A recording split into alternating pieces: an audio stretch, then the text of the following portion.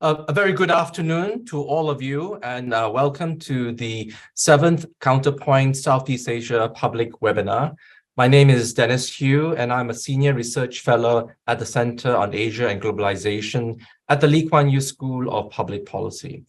Now, Counterpoint Southeast Asia is a webinar and policy brief series that tackles strategic and complex questions facing Southeast Asia, and also by presenting different kinds of perspectives and views by academics as well as policy experts from around the region. So today's topic title and the main question for discussion is entitled, "Can the ASEAN Economic Community, the AEC, succeed under a two-tier ASEAN?" So let me give you a little bit of background. We know that ASEAN aims to realize the ASEAN Economic Community by 2025. And this very ambitious project will require a very high degree or high level of economic integration among its member states. And in the previous Counterpoint Southeast Asia back in March, we discussed some of these issues and some of the challenges to realize the ASEAN Economic Community. And one of those challenges is to address this wide economic divide or development gap among its member states. In fact, equitable development is one of the main pillars of the ASEAN Economic Community blueprint. Now, it's often referred to as a two-tier ASEAN, in which there exists that disparity or that division between the original and more developed member states, namely Brunei Darussalam, Indonesia, Malaysia, Philippines, Singapore, and Thailand, often referred to as the ASEAN 6. And the newer member states, namely Cambodia, Myanmar, Laos PDR, and Vietnam. And in short, we call them CLMV, the CLMV countries. Just to give kind of a simple illustration of that divide, based on the 2022 ASEAN statistics publication, the richest ASEAN member state is Singapore, where Singapore's GDP per capita is something like $72,000, and the next comes Brunei at about $32,000. And now at the other end of that income spectrum, the poorest member states are Myanmar at $1,314 and Cambodia $1,603. Is also referred to as a kind of a two-track or two-speed ASEAN, because the CLMV countries are normally given a bit more time to implement various economic initiatives, particularly related to trade and investment. For example, the ASEAN Free Trade Area AFTA or the ASEAN Investment Area. But we know that these income disparities, it's not just looking at GDP per capita, it's a whole other kinds of indicators that you need to look at when you look at this division, and also to see how developed they are in terms of their financial as well as legal infrastructure and systems.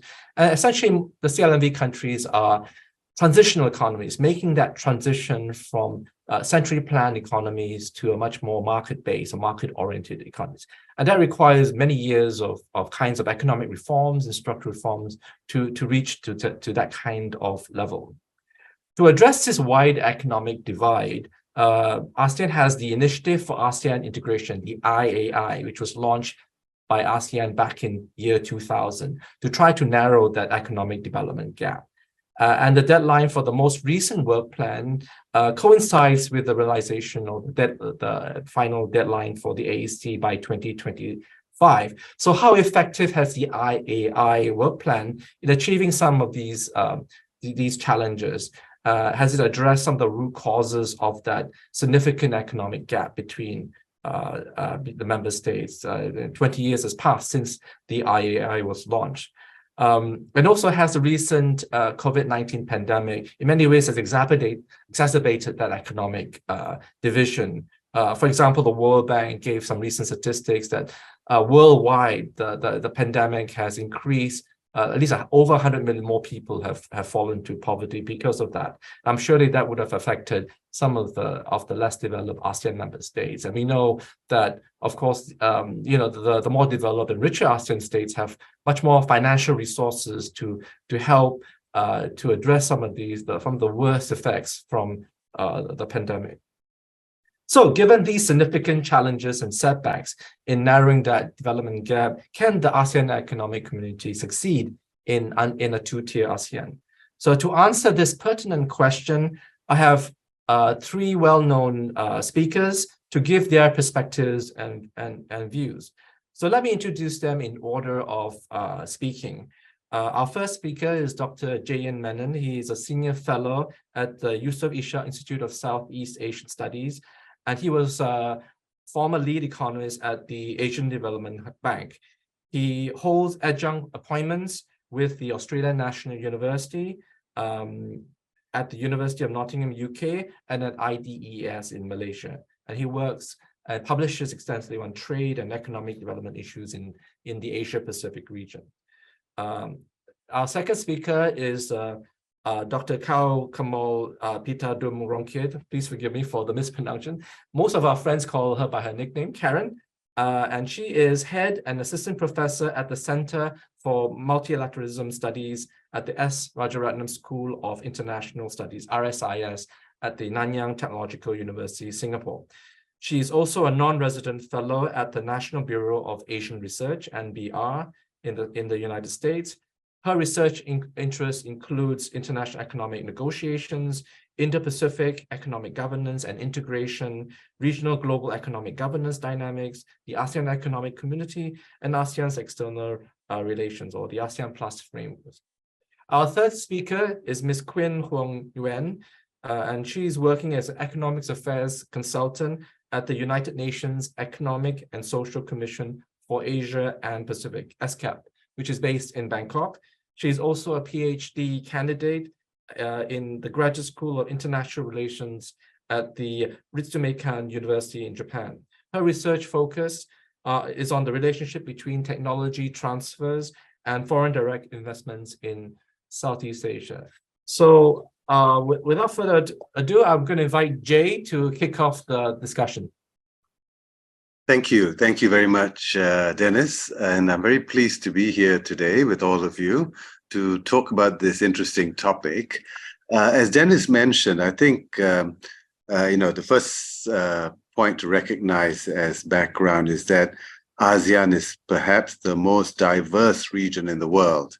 And this applies to any metric that you want to apply, right? Economic, political, institutional, religious, cultural, whatever it might be. And as Dennis mentioned, there are many ways to sort of illustrate this. Let me give you one example on the economic front. If you look at the per capita income of the newest members relative to the richest member, which is Singapore, and even adjust it for purchasing power parity terms, which is the right thing to do for sensible comparisons, then you find that in 2000, Singapore's per capita income PPP was more than 50 times that of Myanmar and about 40 times that of Cambodia. This is huge, right? But by 2019, these multiples had fallen quite a bit. It had fallen to just about 20 times for both countries. So, convergence is taking place and development gaps are being narrowed. I think it's important to recognize that. But nevertheless, the gaps are significant still. So how will this diversity within ASEAN affect the AEC, the theme of our discussion today? I think diversity has its costs and its benefits. Let me start with the costs. The widening of ASEAN from 5 and then 6 to 10 now and 11 soon with Timor-Leste's in principle acceptance now, this will continue to dilute the depth and ambition of reforms.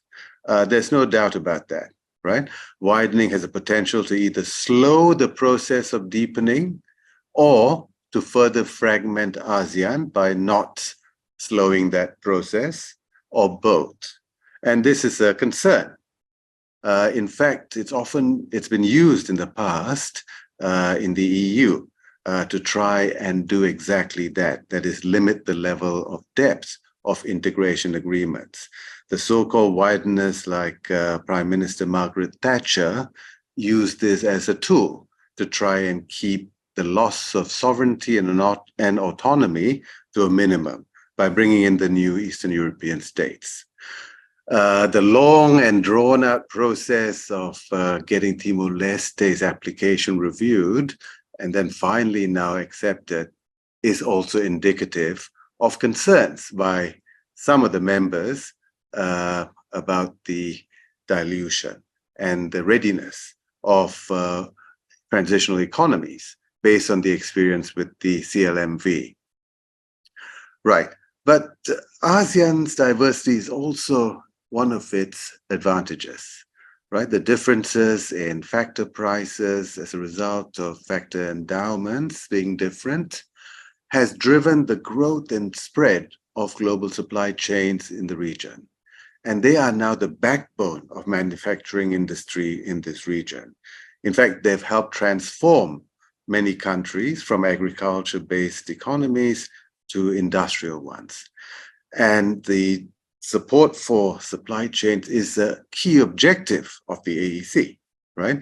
So the important point here, I think, is that the AEC is a process, and it should be viewed more as a journey than a destination.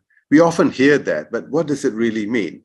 I think part of that process must involve the upliftment of its poorest and weakest members, right? So rather than being a barrier towards realizing the AEC, it should be an objective and an outcome of the process itself, right?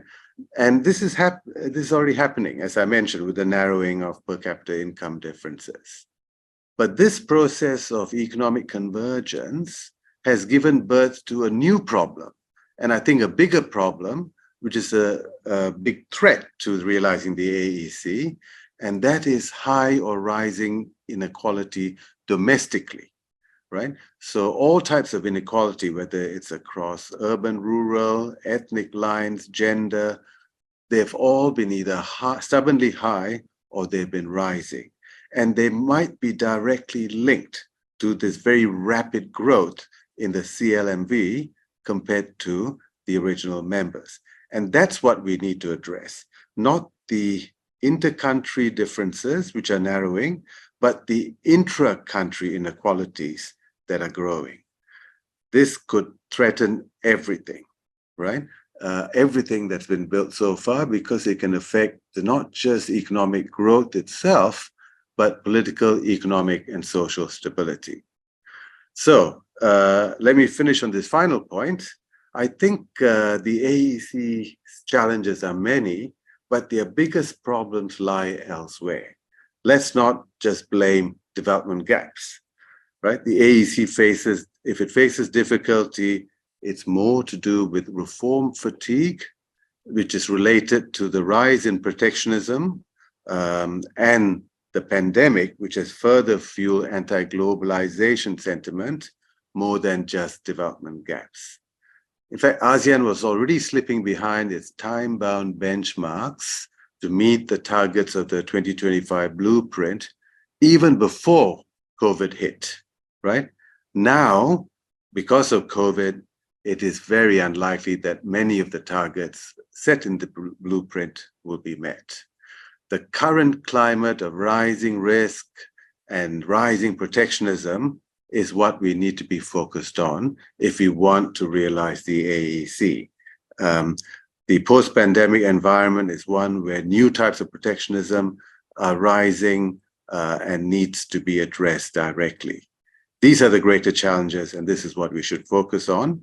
And this will also help us not just realize the AEC, but then as a result, narrow those development gaps. So with that, let me stop there, Dennis. Thank you for your attention, and back to you.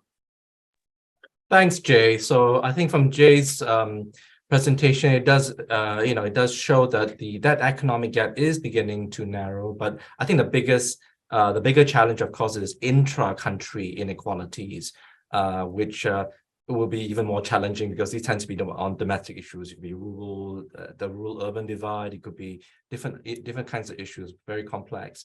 And I think you did mention that it's, in many ways, for the AEC to succeed, there are other problems. It's not just about the development gap, but other issues like rising protectionism, among other things. So our second speaker is Karen. Over to you. Thank you, Dennis, and I'd like to thank CAG for inviting me to this webinar. So I would like to cast a more pessimistic picture here. First of all, maybe I'll begin talking about how in the past 2 years has made the development gap in ASEAN worse, and it's exacerbating the two-tier ASEAN. And then I talk a bit about what are the regional mechanisms that ASEAN has been using to mend this gap, to narrow this gap, and then end my talk with some policy recommendations going forward, how to make the ASEAN more able to close the gap. So first of all, is the past 2-3 years making the development gap in ASEAN worse? I will say yes, because there's some evidence pointing out that way. It's just as Jay mentioned, that the COVID-19 pandemic has widened development gap within the countries, right? I'd like to add that, as you know, some people within the country are suffering more than the other, right? Especially those with lower level of education, people working in the informal sector, women and minorities, right? So these people experience higher debts than the rest of the society. With regard to the effects of COVID-19 pandemic in widening the development gap among ASEAN countries, right? So just one thing to note is that the severity of the pandemic and its impact on different economies vary. Okay? It depends on multiple factors. As you know, it also depends on economic structure. So those economies that rely very much on tourism will be hit hard by the COVID-19, right? And the severity of the COVID also depend on vaccination programs, like those who roll out the vaccination program very late, right, would get hit more by the COVID-19 pandemic, right? Like, for example, Brunei, Cambodia, Laos, and Thailand and Vietnam suffer very much during the wave of Delta variants, right? This is because these countries rely a lot on tourism, and they have relatively slow vaccine rollouts, right? And the pandemics actually disrupt the manufacturing industry as well. So that's why the severity of the COVID-19 pandemic vary across ASEAN countries. However, if you look at the recovery, right, there's a link between government support and the speed of the recovery, right? Meaning that fiscal spending matter. So from the data from the Asian Development Bank show that countries with higher fiscal spending would end up recovering faster than those with lesser fiscal spending, right? So if you look at Indonesia, Malaysia, the Philippines, and Singapore, the fiscal spending is actually around 15 to 41% of their GDP in 2020. So to no one's surprise, these countries were able to boost their growth a year after, in 2021, above the regional average of 3.1%.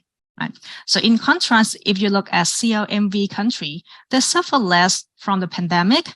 However, because of their lesser fiscal spending and limited vaccine access, they ended up growing the economy to a lesser degree than the rest of ASEAN.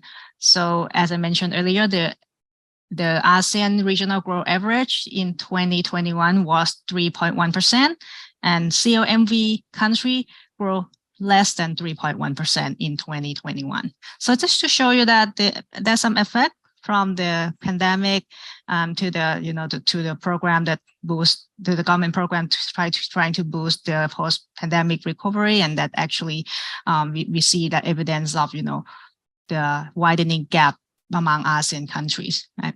So my next point is that ASEAN is aware of this two-tier ASEAN actually before the pandemic, right? We know that AEC 2025 has 5 goals. And one of the goal number 4, is to make resilient, inclusive, people-oriented, and people-centered ASEAN, meaning that ASEAN leaders are already aware that there's a gap among ASEAN member state and the meantime AEC 2025 to close the gap, right?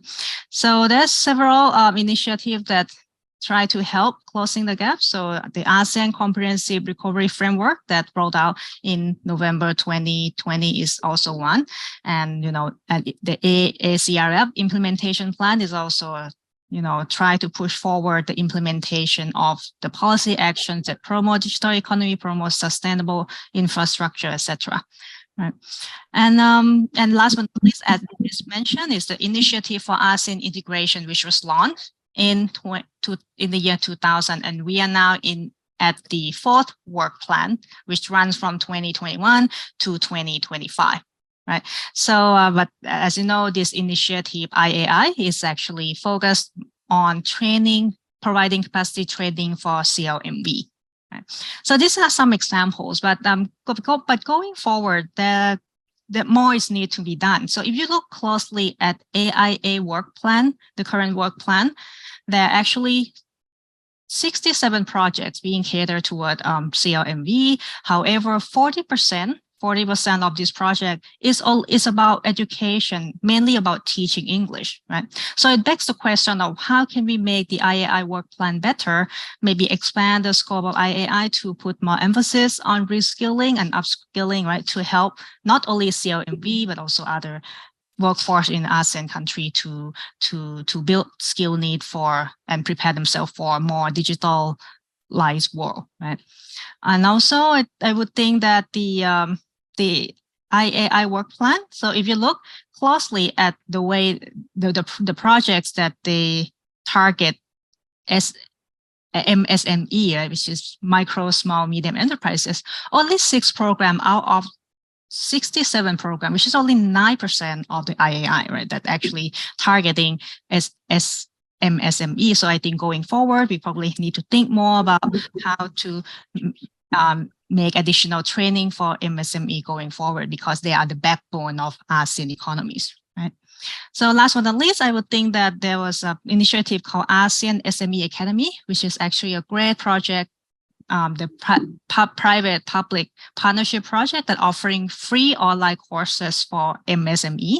However, if you look closely at the courses offer, majority of them were offered in English, right? So as you know, some MSME may not understand English well. So I think that courses should be offered more in other ASEAN languages as well. So I think I will stop here, and I'm happy to discuss more during the Q&A. Thank you. Thanks, Karen. And Karen has taken, in a way, a bit more of a pessimistic perspective compared to Jay. And I think she's also talked about how, in many ways, the IAI isn't as effective as it should be in trying to narrow the development gap. But at the same time, that because of the pandemic, and its impact is really devastating impact on micro, small, medium enterprises. We've seen that in many, even in more developed ASEAN member states, how many of these small companies had to close down. So the need to see how the IAI can expand beyond just the CLMV countries to help small businesses to survive would be another thing to look at. So thanks, Karen. Last but not least, our third speaker, Kuan, over to you. Thank you very much, Pak Dennis. Very good afternoon, Dennis and my colleagues here, Jay and Karen, and online participant. My pleasure to be here, and thank you for having me. Following up the discussion of our colleagues here, how AAC can achieve with the 2 tier of group, ASEAN group, I would like to see from the aspect of one goal of AAC, study free movement of skilled labor, and I would like to touch base on the engineering. In 2007, and the ASEAN leader moving forward for the goal of transforming ASEAN into a region with free movement of goods, of service, investment, and skilled labor. So until today, how the achievement going and how the reality of the free movement of skilled labor in ASEAN countries. At first, I can see that the first challenge is the shortage of skilled labor in ASEAN countries, especially in Laos, Cambodia, Vietnam, and Myanmar. Have a look to Vietnam. 22% of the population working in manufacturing industry, and only one fifth of 22% is a trained labor. It means the rest is untrained labor. No vocational school experience or education. And in Laos, 11% of population engaging the manufacturing industry, including trained labor and untrained labor. In Cambodia, there's 16% of populations working on manufacturing industry. So what we can see now is a shortage of skilled labor for domestic demand in each country in ASEAN, and how to enable the movement of skilled labor. And the second challenge I can see here is a harmonization of MIA, Mutual Recognition Agreement, for ASEAN country, how to harmonize on the standard in education, training, and in job market. However, look at the movement of skilled labor. They're still there, the movement of skilled labor, but not under the ASEAN scheme, but under the FDI manufacturing firm among ASEAN countries. Take the case of a Japanese foreign direct investment in Southeast Asia. There is a movement. The Japanese investment have a long history to invest in Southeast Asia country. They start with Thailand and Malaysia for automotive industry, and then moving to Indonesia, Vietnam. The nature of FDI manufacturing firm is that they bring capital and also technology and technical skill for the local labor and also local supplier. So after a certain time, the labor force in ASEAN, some ASEAN country is not regarded as competitive labor cost anymore. So they will move from advanced ASEAN country to less advanced ASEAN country in terms of the labor force. So the movement inside the manufacturing firm not depends on the standard of ASEAN, but will be decided by the company, which is only one. They only have one standard, and the company will decide the duration of the movement, will decide which country to which country, and also decide the skill set of the movement. So I would like to highlight the role of a private sector, how the ASEAN member country can engage with the private sector, and then we can upgrade the skilled labor of the region to supply to domestic demand, and also enable the movement of skilled labor in the region. And free movement of skilled labor will be the very good foundation for ASEAN to balance the economic and moving forward to a sustainable development. I think I will stop here and we can discuss more in the discussion later. Thank you, Kuan. Yeah, thank you. Certainly, the free movement of skilled labor is one of the also important underlying pillars of the ASEAN Economic Community. I remember you go back to when the AEC was first launched 20 years ago. They talked about free movement of goods and services, but also skilled labor. And I think Kuan has given a very interesting perspective, looking at it from the private sector and how it's Japanese multinationals and companies has helped in ways to their FDI strategy to facilitate that freer movement of skilled labor through their supply chains of Japanese companies in their production chains.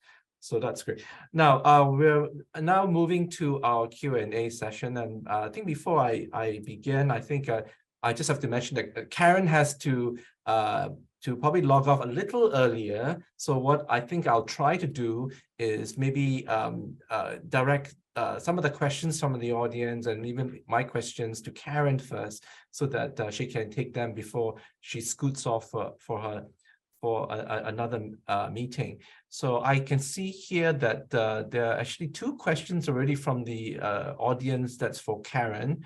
So let me start off first with the question from Gilang Pamutra to Karen. So ASEAN members are on the verge of establishing the ASEAN Digital Economic Framework Agreement, DIFA.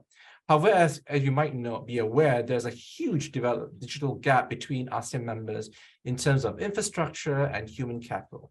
Thus, it will be very challenging, especially in determining the aspects of the agreement and finding the landing zone for all members. So how should ASEAN members deal with this upcoming agenda? Yeah, thank you so much for your question, Gilang. Let me answer it this way. I think you're probably aware that ASEAN is working on DIFA.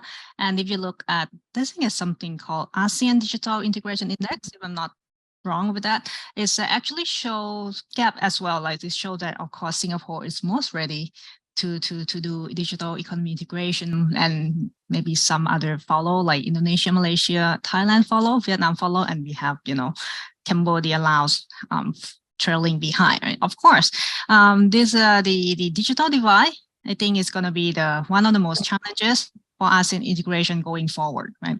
I would think that this we have to think more about how to help the country that are lagging behind in digital integration to speed up their tech adoption. I would think that technology adoption program to help the those that lag behind to adopt tech faster, right?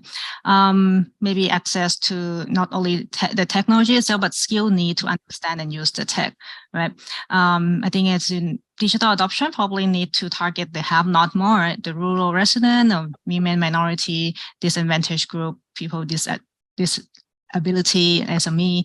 And I think it should one thing that the government can do is to leverage on the existing platform that emerged during the COVID, right? As you know, many governments has rolled out mobile applications to do wire transfer of money to their own people, to their citizens, like e-wallets, for example, right? So I would suggest that don't scrap them, but continue to leverage on them, right? Just use them and apply them, that continue to use them, because to a certain degree, they serve as a good training tools, right, to train the populations of different countries to get used to tech, right. This is by keeping intact the current system, the application that emerged from the COVID-19.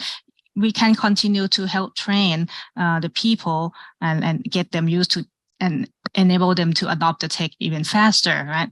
And especially when the new technology comes, we don't know, right? The new technology comes very often now. So when the new tech comes, with this training tool, we can prepare our citizen, our population to jump on board with the new techs and adopt it faster, right? So I think the tech adoption is key. But in terms of thinking about how we're gonna min out the program to help them adopt tech faster, right? We have to differentiate between 3 types of technologies, right? So one type that we are familiar with is the transactional technologies, like e-commerce, for example, like e-commerce platform, we shop online, etc., right? But there are also another 2 types of technology that we have to keep in mind and think through how DIFA can help, right? One is called informational technology, right? These are the technology that manage and analyze data, like software, cloud computing, data analytics, or machine learning, right? Another type of tech that we have to think through as well is called operational tech, right? These are the tech that apply to, specific industry like agri-tech, robotics, 3D printings, right? So there's no one-size-fits-all policy to help speed up the tech adoption in different types of tech. So we need to think through what would be the necessary skills to help our population engage and adopt the tech more. So I think I'll stop here. Thank you. Thanks, Karen. I have 2 questions from my good friend James Villaferrata, who's from ADB. I think Jay also knows James, I think. So let me I think the first question also is directed at one of the two questions that James has asked is directed at to Karen on micro, small, medium enterprises. A critical issue is the exclusion of SMEs in designing business laws and regulations. So how can we reform business regulations in ASEAN economies so that they can respond to the needs and expansion of micro, small, medium enterprises? Right. Thank you, James, for your question. You're right that the issue is that there's some exclusion of MSME from policy making process. It's just a problem. I would think that, yeah, we cannot do effective reform even without engaging MSMEs. So I think my broad answer would be that, yeah, we need platforms to engage MSMEs. We need I think either online platform, physical platform, or other platform to engage these countries, because these enterprises as they actually a backbone of ASEAN economy, right? So I think, yeah, engage more. The policymaker need to reach out to them and engage more. Yeah. I think the second question from James, I think Karen, you've I think partially have also answered it on technology, but it's open to the other panelists as well. So the question is to do with the role of technology and innovation in trying to narrow the development gap. And and when you look at some of these indicators of digital technology spread in region, it shows promising indicators in terms of IT, smartphone penetration. I think Karen's talked about that. Even the use of fintech, financial technology, has been quick to spread in small economies like Cambodia and Vietnam. So is this a priority that ASEAN should focus on? Maybe Quinn, you want to tackle this since they mentioned Vietnam? Thank you very much, Dennis, and very interesting question. For sure, digital technology is something should be promoted for the future use and also sustainable development in ASEAN country. During the COVID-19, we can see how much digital is giving the benefit for all the people when we have to stay at home, and also learning online, working from home, and also applying for the apps, for the vaccine, for medical checkup, for banking system. So one of the things I can find is related to what I just mentioned about skilled labor. Actually, IT is the most popular engineering subject for study in Vietnam, and also the demand for the IT job is huge, and there's a lot of cooperation between university and private sector to develop the IT development for the Vietnamese student, and a lot of them are Japanese as well, and they make a special unique IT program just to supply for the Japanese company. But I think it's just not only for Japanese company, but also other company which require the IT skill as well. Maybe other panelists here can support to the discussion. Yep. Jay, you want to say anything? Yeah, I think this is a very important issue. Thanks for raising it, James, and for tuning in. I guess this relates also more broadly to this idea of technological leapfrogging, right? The so-called latecomer advantage, which many of these countries can enjoy, right? They haven't made investments in old technologies. They can avoid, wasting social capital in, for instance, fixed line telephony. If you go to Cambodia now, you know that almost everybody has a cell phone, mobile phone, and even when access to the internet is limited in rural areas, as long as you have data access through your phone, a lot of the benefits of being linked to the internet can accrue. And this is also true when it comes to important information about the spreading of prices and markets and so on. There was that famous study done in South India about how people were using just cell phones to spread information about prices, and this improved, the welfare of very poor fisher folk in getting the best prices for their produce. This is also true for electricity access, right? A lot of rural parts of Cambodia is still not linked to the grid, and maybe with solar parks, they can have access in a sustainable form, sustainable source to electricity without the huge investments required to link up to the national grid. So there are all these other sort of benefits. And finally, of course, on the financial side, many of the, there's a very high share of the unbanked in not just the CLMV, but even in the Philippines and Indonesia, right? And so these digital technologies are bringing access to the financial services that should greatly assist the poor in these remote parts to have greater options for borrowing and saving and investing. So I think, ASEAN has an important role to play in supporting that kind of integration in a very sort of socially inclusive way. Yeah. Thanks, Jay. I think there's a question here for Jay as well from your colleague Siwage Nagara, which is a question that I always wanted to ask you.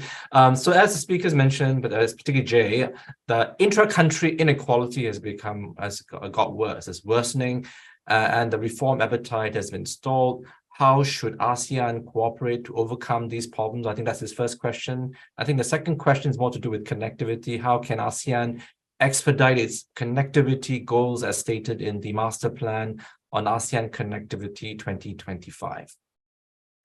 Okay. Hi, Wage. Thanks for your question. I think the first point I would like to make, and maybe this is not the right point to make in a seminar about ASEAN, is that these are first and foremost national issues, right? Regional programs like ASEAN have an important complementary role to play, but the main intervention has to be national, with support from regional organizations, ASEAN, other groupings, RCEP now, and also multilateral agency and development partners, right? But the challenge is a national one. It involves having to take national actions. And, a lot of these agreements like the AEC are best when they help with domestic reforms, right? They help accelerate domestic reforms. We're seeing that actually in Vietnam in particular, which has become, a model for how we can use membership of not just ASEAN, but CPTPP to really reform state-owned enterprises and push through very difficult reforms that they might have not been able to do if not for being part of these sorts of agreements. But finally, let me just say, I think the challenges are basically threefold. The first is in building up human capital and skills. We heard about this from Quinn earlier on. Some of that must involve importing skills through labor mobility, but a lot of it also has to involve improving education systems at home, starting from primary. Everyone wants to focus on tertiary and TVET because they are sexy things to support, especially among the development community.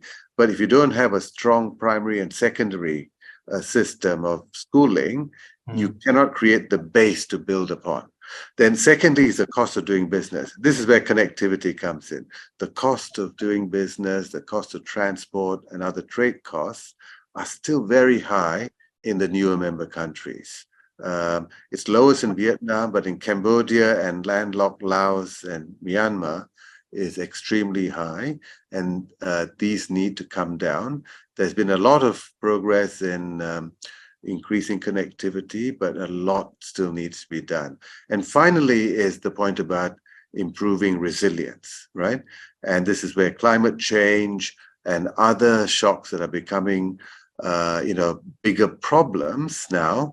The severity of weather patterns are now increasing, and this is threatening, all the gains that we've made, right? So, the sustainability agenda is the third, and resilience agenda is the third point. So all of these things are national fundamentally, but regional institutions and memberships like ASEAN have an important complementary role, including the IAI that Karen spoke about. Thanks, Jay. Maybe I can ask a question to Quinn as well. Freer movement of skilled labor, or even just labor in general, tends to be quite a sensitive topic in ASEAN, right? And I mean, what do you think are the main stumbling blocks among ASEAN members to try to make that happen? I think that's the thing. Is it to do with they have these mutual recognition of professional qualifications, but the progress, I think, in terms of negotiations have been quite slow in widening the recognition of these kinds of skilled labor qualifications. But what do you think are some of the main stumbling blocks for ASEAN to move forward in this, Thank you very much for the question, Dennis. So to answer your question, what is the main challenge for the block of the moving forward of mutual recognition agreement between ASEAN countries? I think that is a harmonization between ASEAN framework and also a country level standard.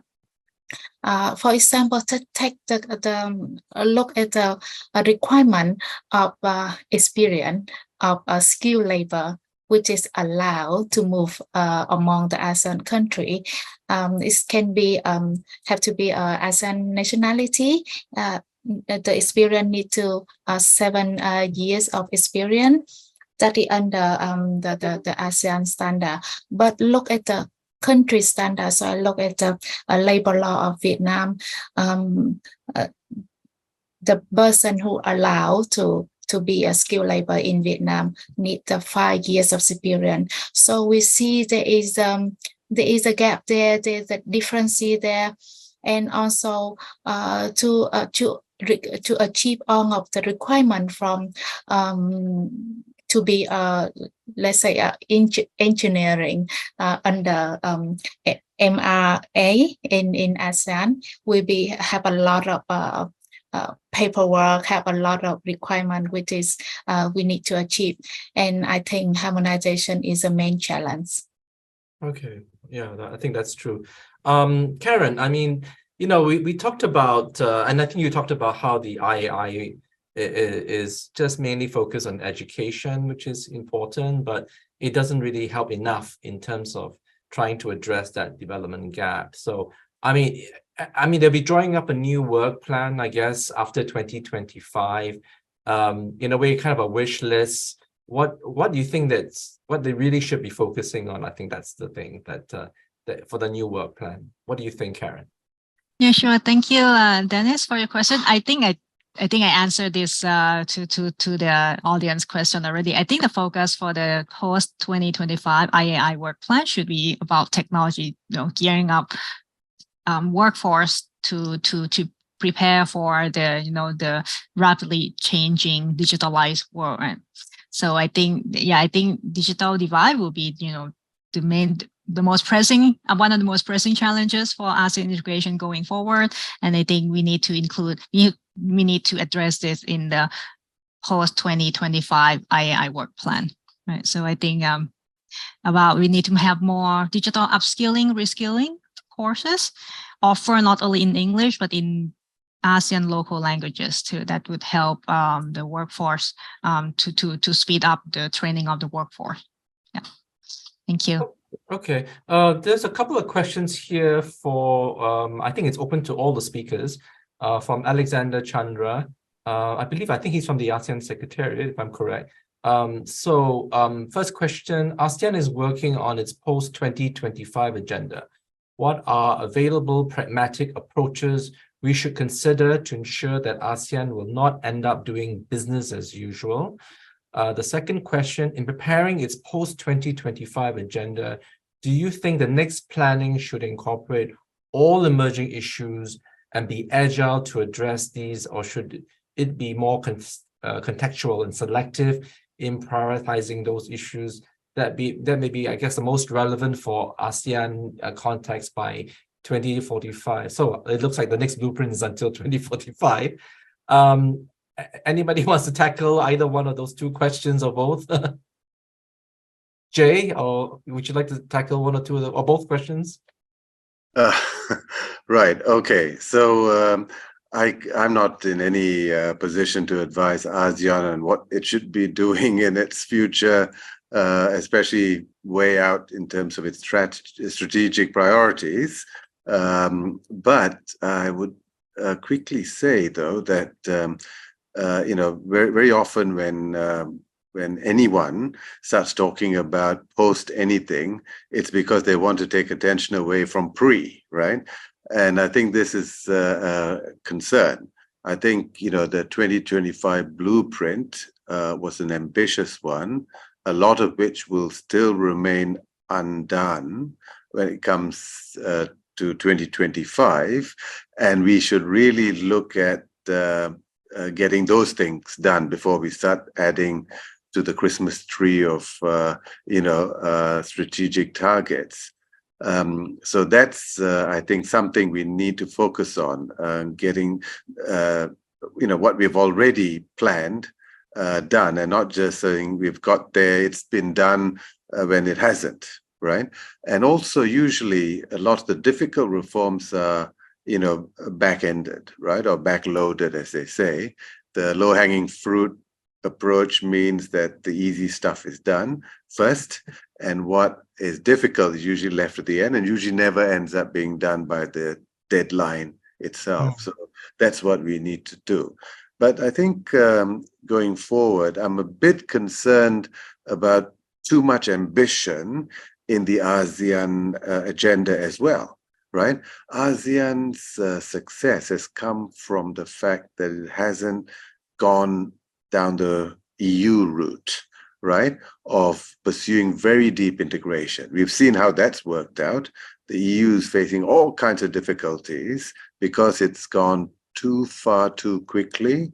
And Brexit is just one illustration of that, but there are lots of other difficulties it's facing because, countries are essentially not keen on giving up that much sovereignty over time. And then sooner or later, when the inequalities start emerging, then there's backlash, right? So ASEAN should learn from that and should not try to emulate this model. I think ASEAN is the better model of flexibility, of actually pursuing globalization through regionalism, right? So the objective here is to use it as a means rather than an end in itself. So any grand plans of the future post-2025 should be tempered by what it has done well, which is to keep things within, the sovereign respectability of its members, the recognizing their appetite to not give up too much, and still, go with reforms that are palatable. I think that's what I think ASEAN should continue doing, not get too carried away with the need to always sound as if they're keeping up with other groupings that are better suited to pursuing deep integration. And this comes back to our theme, right, of the huge diversity within ASEAN. You can't really do that much as long as these gaps are present, and they are still present. Yeah. I think it's also very hard to follow the European Union experience. I mean, they have huge amount of financial resources to help to bring some of the less developed members into some level of economic parity, but we don't have that kind of resources in ASEAN. That's right. Yes, just on that point, Dennis. Yeah, I mean, the European Union has huge economies like France and Germany that are willing to bankroll that project, right? In ASEAN, the richest countries are tiny, right? Singapore and Brunei. So, of course, there's a lot of support from others provided to ASEAN, and that's a good thing. But in reality, I think it's true that that will never be like anything like what the European project has at its fingertips, right? They had so much resources to support integration, especially of the poorer members. ASEAN will never have that. And this is why I always say the biggest benefits will come not from transfers, because they're not there, but from reforms, right? That's where ASEAN can make a difference. Yeah. Yeah, thanks, Jay. I don't know whether Karen or Quinn, would you like to try to address this? In fact, these questions was also related to the previous counterpoint about the whole AEC blueprint. And I think Karen, you've talked quite a bit about one of the emerging issues is about technology and that digital issues. But is there anything else you think that we should be focusing on? Yeah, sure. I can't respond to Alexander's second question. But first of all, I'd like to maybe add on to what you and Jay discussed about how ASEAN is less likely to be like EU or develop to be like EU in terms of integration, right? Yeah, I think beyond the constraints that you talked about, I would think that maybe another factor that hinder ASEAN from becoming an EU-like institution is maybe is the ideational factor. I think because if you look around among the ASEAN people, we don't adopt what we call a dual identity, right? When I say I'm Thai, I just say I'm Thai. I stop there. I don't say I'm Thai and I'm also an ASEAN citizen, right? Which is unlike many EU folks that you talk about, that if you go talk to them, they probably identify themselves as a Spanish and an EU citizen, right? So I would think perhaps we need to get these ideas implanted or promote this idea about dual identity among the ASEAN community first, in order that because this additional factor can help drive ASEAN to become like an EU model. So I think that's just myself thinking out loud. Yeah. Coming back to, go on, continue. Yeah. Coming back to Alexander's second question, I think it alludes to the complexity of issue that has been emerging recently, right? We never thought that the pandemic, the health issue would spill over to economy and disrupt supply chain. So we're seeing in the recent decade that the complexity of issue get increased over time, right? So the public health is intertwined with economy, climate change, now linked to trade, etc. Right? So with increased complexity, I think in order to achieve the effective planning of policy regarding ASEAN integration forward, we need to get more nuanced data to help policymaker think through and make better informed decision. Right? I would think there's a project at the UN level right now. The United Nations, the UN is making what we MVI in short, or multi-dimensional vulnerability index, MVI, right? Which actually they're trying to come up with a more nuanced set of measurements to gauge the vulnerability of small and island nations, right?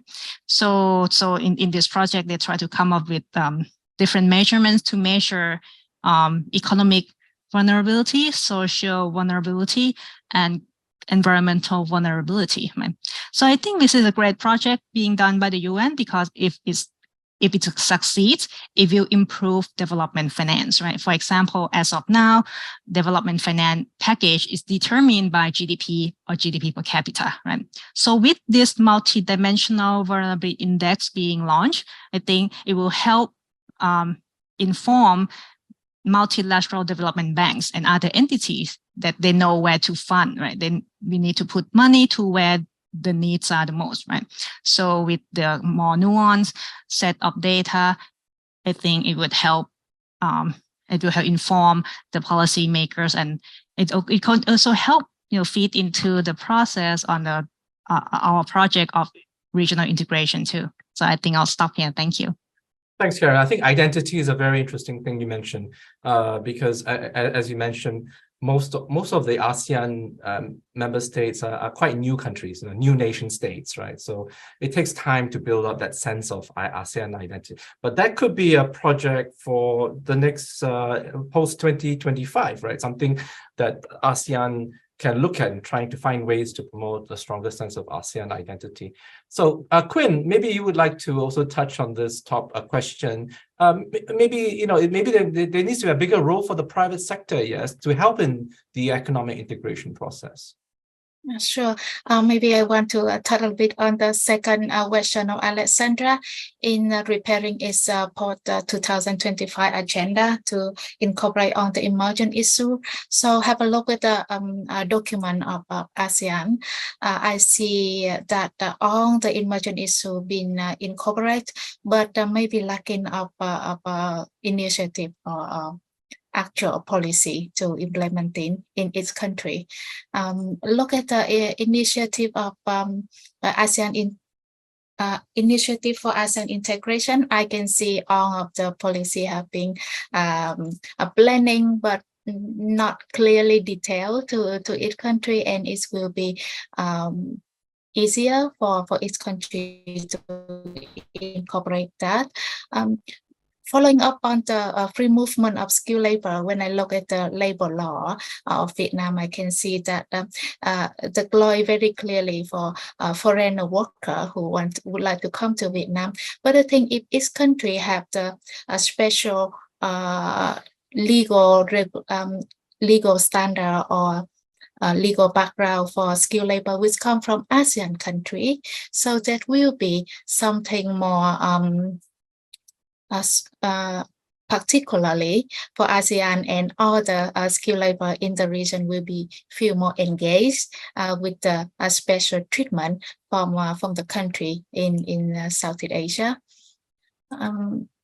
If you want to talk about how much the private sector can contribute to initiative for ASEAN integration, I see in ASEAN work plan for education from 2021 to 2025 clearly mentioned on the how to implement the education work plan for the region, and especially I interested in the technical and vocational education and training, and how to change the labor market, which is matched with the market demand. And they mentioned about engaging the private sector with the very relevant for what is going on right now in the region. Yeah, I think the relationship also between the private sector and ASEAN policymakers is quite weak. I mean, from my experience, I used to be in APEC, where you try to have more regular meetings with senior officials, may help. I mean, of course, the private sector has a long kind of laundry list of complaints, but having that dialogue, a more constant dialogue, would be one way to help.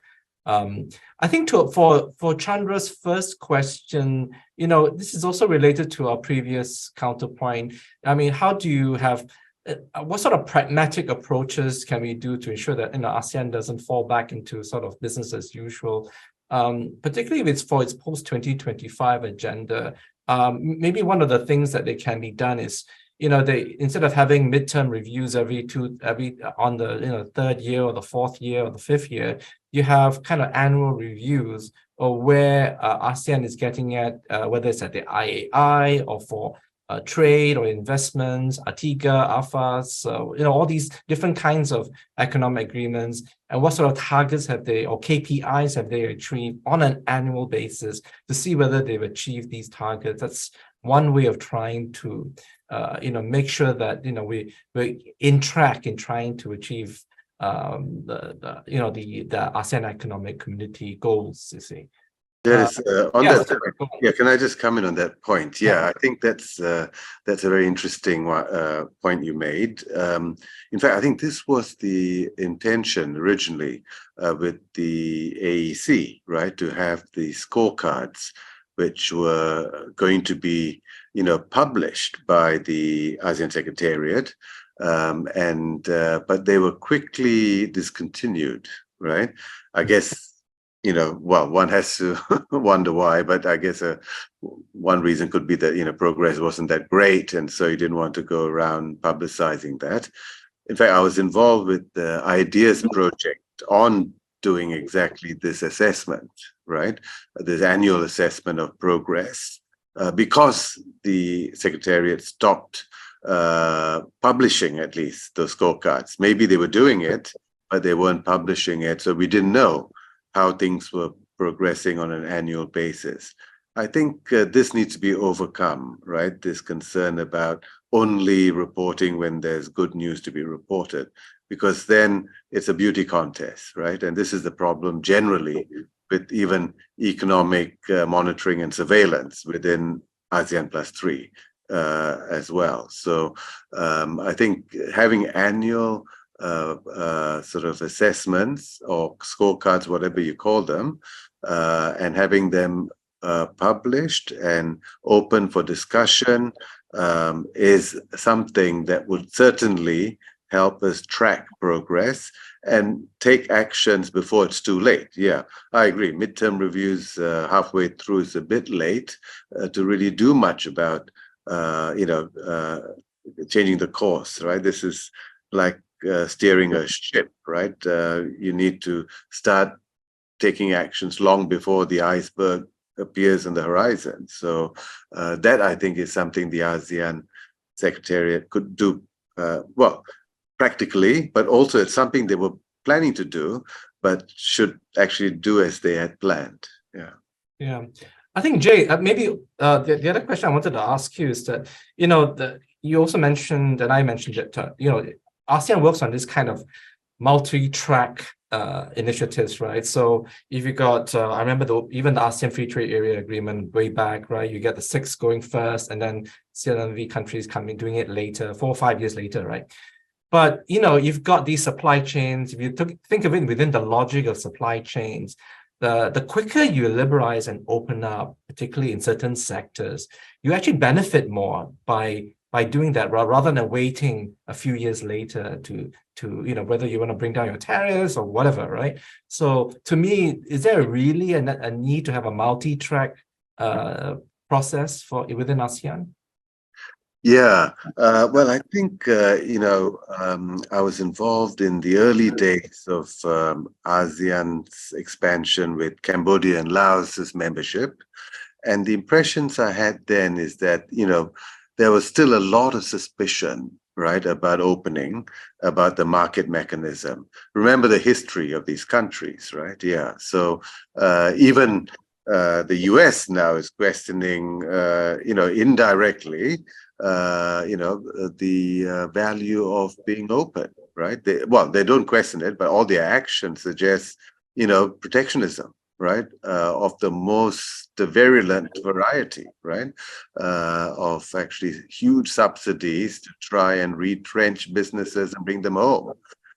So if, these sort of beacons of free trade are doing it, imagine these countries, that are for the first time asked to do dramatic reforms. Of course, they have their concerns, and it's a bit of a security blanket, I think, for them to be given this sort of multi-track option, right? Or this different timetable from the others.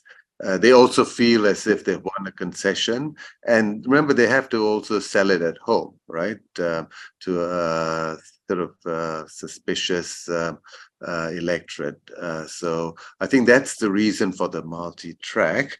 But having said that, you find that quite often when it comes to actually the implementation, these countries have gone faster than they're required to, right? So they have gone faster than the actual minimums that have been imposed, and they've met their deadlines before targets. So they have actually come to the party, if you like, when it comes to these reforms. Yeah, but I should also say that benefits of reform can only be realized if you have the enabling conditions in place, right?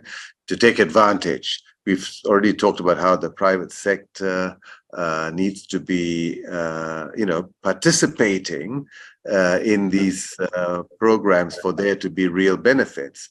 The private sector in these countries is still very small, very new, still developing, right? So there is the need to build up domestic, enabling conditions, the private sector, human capital, and also physical and infrastructure, apart from soft infrastructure. So unless these things are developed, in tandem with the opening, with the reforms, the benefits will not be realized, and there could be backlash.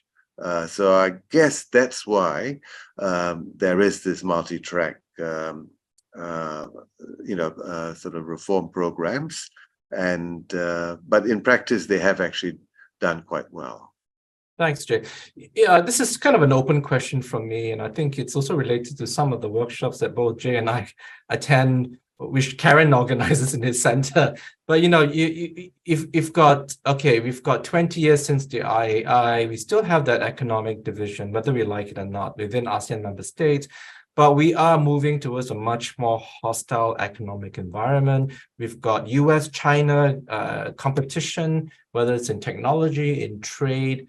And, the question that's always raised is that, okay, it does look like countries like Vietnam, maybe, and some have benefited from that, sort of reshoring of some of these foreign investments out of China. But, in the end, I don't know whether, whether economically, whether many of these states will benefit from this kind of decoupling or fragmentation of the global economy. So I'm not too sure. It's a kind of an open comment, but maybe Karen or Quinn, what do you think about the situation we're in? Sure. Yeah. Thank you for pointing out. This is a very pressing issue too, right? We have geopolitics, rising geopolitical tensions among major powers, and it has spilled over on to the economy, as you mentioned, friendshoring, reshoring as a concept that emerged during this time, right? I want to make maybe a note on this one, because I think, as you know, ASEAN has ASEAN member state as well as its 5 ASEAN dialogue partners just signed the Regional Comprehensive Economic Partnership, or RCEP in short, in November 2020, right? So this is the largest FTA to date, just enforced since January 2022.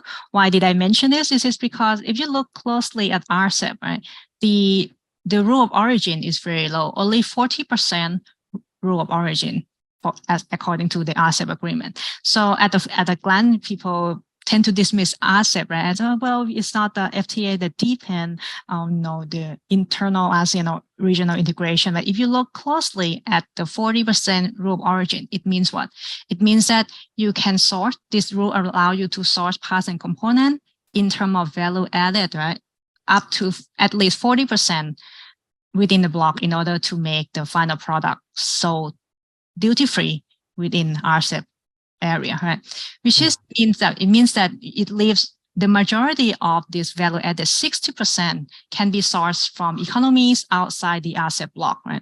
So if you look from the economic resilience perspective, RCEP is a great tool for ASEAN member state or other non-ASEAN member state in this block to leverage on to hedge against uncertainties that is caused by the major power rivalry or rising geopolitics. Right? So my response to you, Dennis, is that I think ASEAN is prepared to weather the uncertainties. For example, RCEP is one of the tools that they can lean on to help them achieve economic resilience amidst rising geopolitical tensions. Thank you. Thanks, Karen. Quinn, you want to add anything? I mean, Vietnam is a beneficiary, right? From many of these, thank you very much. Yeah. Sure. Dennis, so I just have a talk with some FDI companies in Vietnam, in the north of Vietnam last week, and there is a tension between right now with the situation is a lacking of materials and the lacking of a skill labor for Vietnam, which is also preventing for the FDI in Vietnam. But however, we find the way to grow during the challenge, and one of them is making the FDI policy more attracting with other country, and how to make the FDI policy more attracting will be how to solve the problem, the challenge of FDI company which are operating in Vietnam right now, and most of them come to the infrastructure, transportation, skill labor. So there's a lot of things to be done, but we found the challenge is mean we found the way to solve the challenge and to manage the challenge. So I think that that's something we can see during this situation. Thanks, Quinn. Yeah, and I think Karen's right. I mean, Karen, I know you're going to go off soon, but I think RCEP could be one way to try to address some of these concerns of and uncertainties. And of course, it's also linked to Jay's point about diversity, right? If these RCEP can help to kind of revive global supply chains and within the RCEP bloc, then it's good to have that diversity in terms of economic levels of development. And that helps to, that's one of the benefits of supply chains, right? You need to have that level or different levels of economic development, depending on where higher labor cost goes to less cheaper labor cost countries, and then maybe higher value added goes to different other parts of the bloc. Okay, I think that's really it. I don't have any more questions from the floor or from me, but is there anything, any final comments from any of you? Dennis, can I just say a bit about that last point that you're making about supply chains? And I think the other defining characteristic of supply chains is its incredible interdependence, right? So coming back to the point about whether, these relocations will be beneficial to the region, I think, yes, in the short run, Vietnam, Malaysia, and Thailand will benefit from some relocation. But in the long run, the whole region, including these countries, will not benefit from continued disruptions imposed through policy by the US and its allies in trying to move China out of the supply chain, right? Well, yesterday, President Biden at the G7 finally said we cannot decouple from China. We can de-risk and diversify. This is a play on words, right? The policies are still the same. Of course you can't decouple from China. I mean, the supply chains in this region are still China-centered and will remain China-centered, right?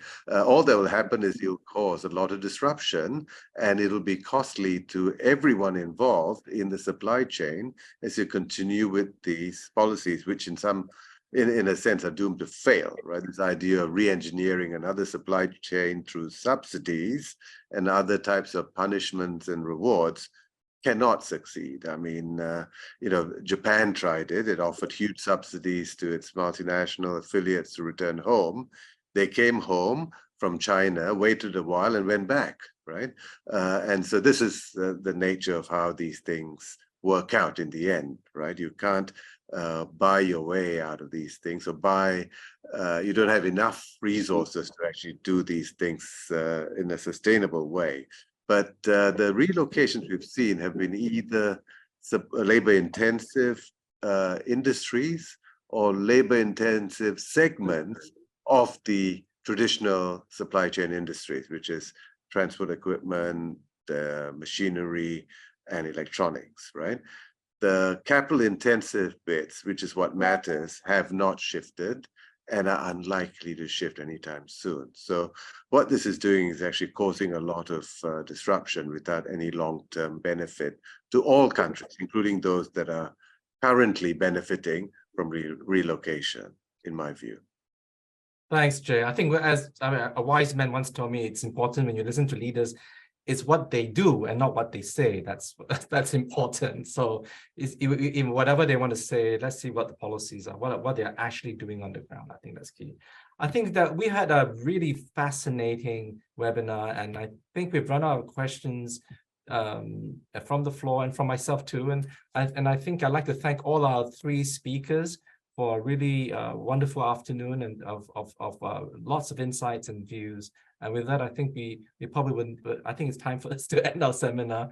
And I thank you again to all of you for coming for this webinar. Thank you. Thank you. Thanks, Dennis. Thanks, Kuan. Thank you very much. Thank you.